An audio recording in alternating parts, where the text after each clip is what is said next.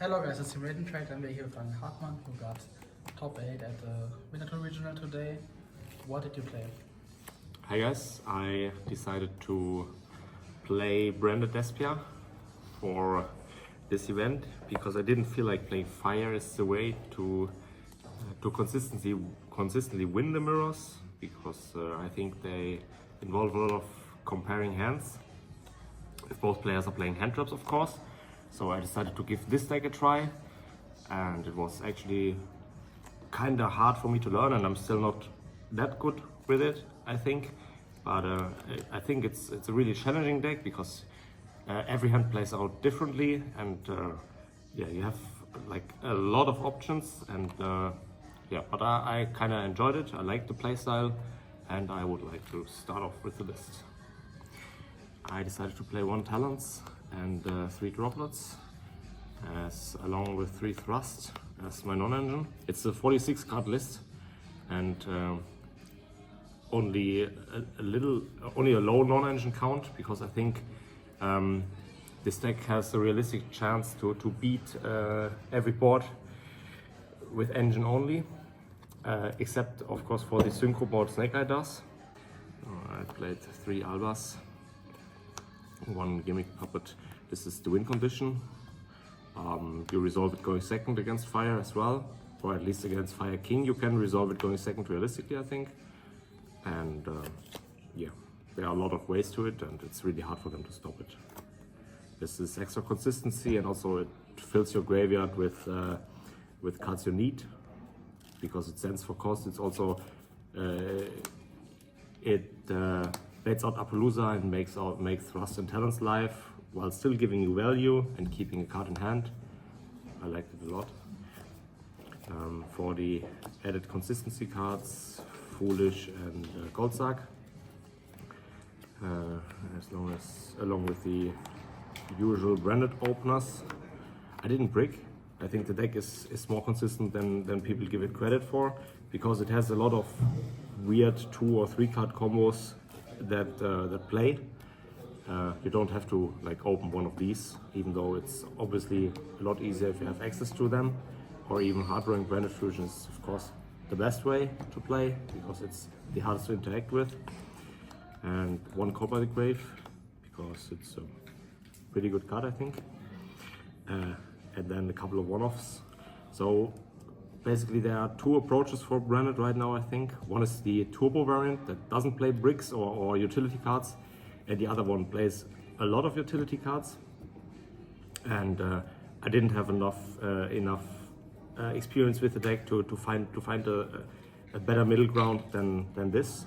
So I decided to keep playing a lot of the utility cards, so I can work every hand going first to puppet lock, to hand traps, and yeah.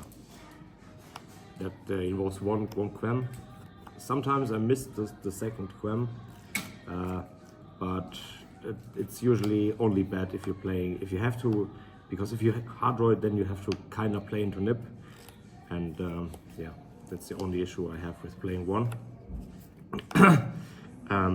1 High Spirits. This helps beating Ash in some situations.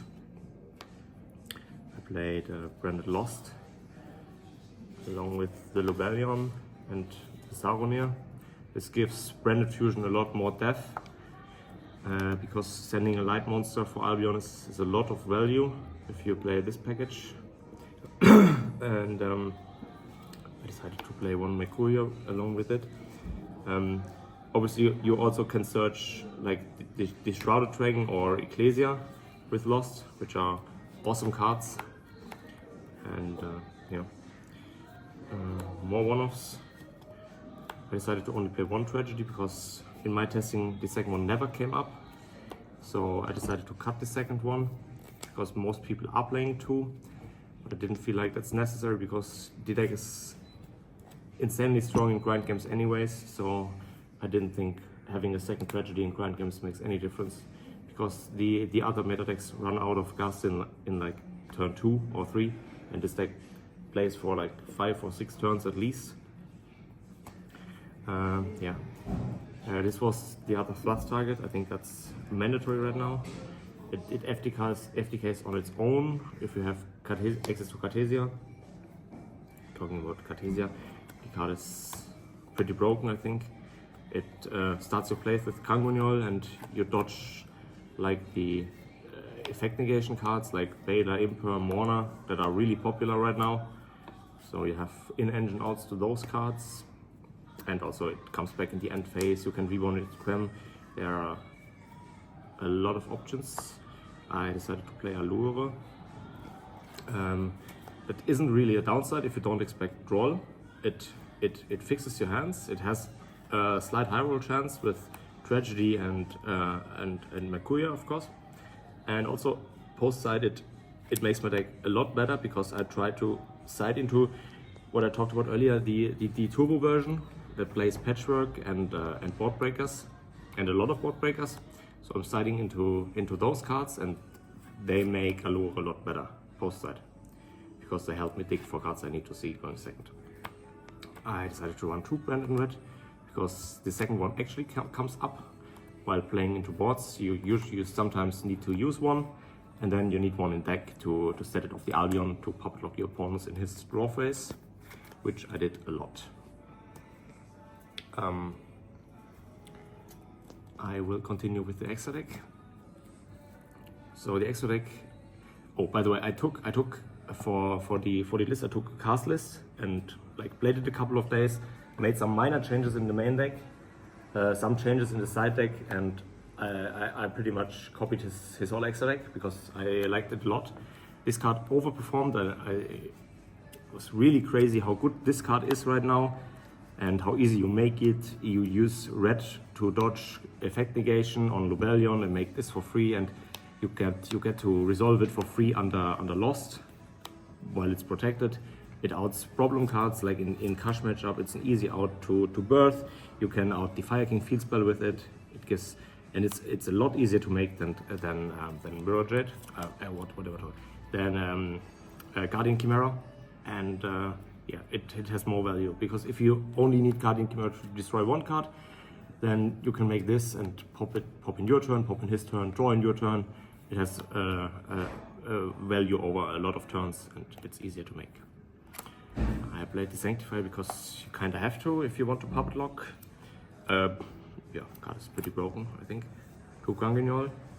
2 is mandatory. You go through 1 in your turn and 1 in his turn to puppet lock very often with a lot of hands. And then there are 2 Albions in there and 1 Lubellion. I don't think you need more than 1 Lubellion. That has always been enough for me. I'm a big fan of 2 Mirror Jades because games aren't as predictable as they might be in theory. So even though it is recyclable, I like to have the option to immediately go into a second one with Albas or other fusion effects when I have to summon it right now. Play Dragus Apelia. It doesn't really come up, but I used this card when I got shifted, then I ended on Dragus Apelia. And also it has some extra utility against in other situations as well. So 1 Masquerade, the card is pretty good, I think. Doesn't need any explanation. The Guardian Chimera is broken, the Proskenion I'll talk about later. And these 2 mainly to dump with Ganguignol or Mirror Jade. They are both pretty good. So the Proskenion has some, as you will see later in the side deck, I took out the Super Polymerization's Carblade, and I chose to still keep this guy in the deck because playing into boards going second against fire, what usually happens is that you will have a Cartesia on field and Light or Dark monster somewhere, and when he's using IP, then you go Cartesia effect, summon those 2 into your Ganguignol, and because he resolves a summon, an effect that summons a monster, you can go channeling 1 to dump and channeling 2 to special, or vice versa, whatever you need more, and summon this guy. This one is a fusion monster that can't be destroyed, with Princess, while you have a Lost in Graveyard, opening in Graveyard, so it outs up loser pretty much all the times. It's really good into Princess because it takes the Princess out of the graveyard, and also if they go for the Synchro board into somehow out, you get the Baron and keep it on the field with it. So yeah, I like the Proscenion a lot, even though I didn't play Super Poly. Talking about the side deck, yeah, so I'm siding into the Turbo version, so I'm playing Patchworks.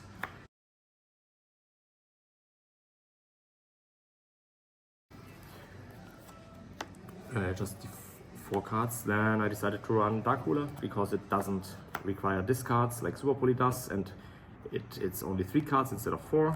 And also, I don't think you have to kill any deck with this deck. The fire decks are beatable without killing them because this deck is so absurdly strong that their follow-up does not matter at all. Either you put up like Mirror Jade, Quem, Cartesia, which they can't beat in turn 3, or you puppet lock them. Doesn't matter if they don't take damage. If you break the board with this deck, I think you win against every deck. I decided to run the Dragon to give Shuttle, to give Branded Fusion an extra option to send, because funnily often enough, going second, the board is really beatable if you get to resolve Branded Fusion, and then you might still lose to summon limit, so that also comes up when you just out it for free. Talking about summon limit, I decided to play this. Not really sure if it's needed, but I have the 3 Throplets I want to side out going first, pretty much against every deck. And this is a really good safety net if you get hand trapped a lot. But yeah, as soon as I find something that I think is more important, I will of course cut it, because it's in no way mandatory at all. I didn't draw it. I went first like 2 games in the whole tournament, so yeah, can't tell much about the card, to be honest. And I decided to run 3 Phantasmes. So the thing is, I was debating to play this or Magical Spring or some other kind of draw power, but even though this plays into Talents, I decided to respect the Omni Negation board that Pusneka puts up, because I don't want my consistency or power or draw cards to be negated by an Omni Negate. I wanted to resolve and fix my hand, because in a deck we have quality of cards like this, like Branded Fusion or Breaker, Dark Ruler, whatever, Patchwork. If you get to fix your hand and your hand is good, you will break the board anyways. If this resolves, it's pretty much done. Then I think most of the hands that resolve this card break a Snake Eye board.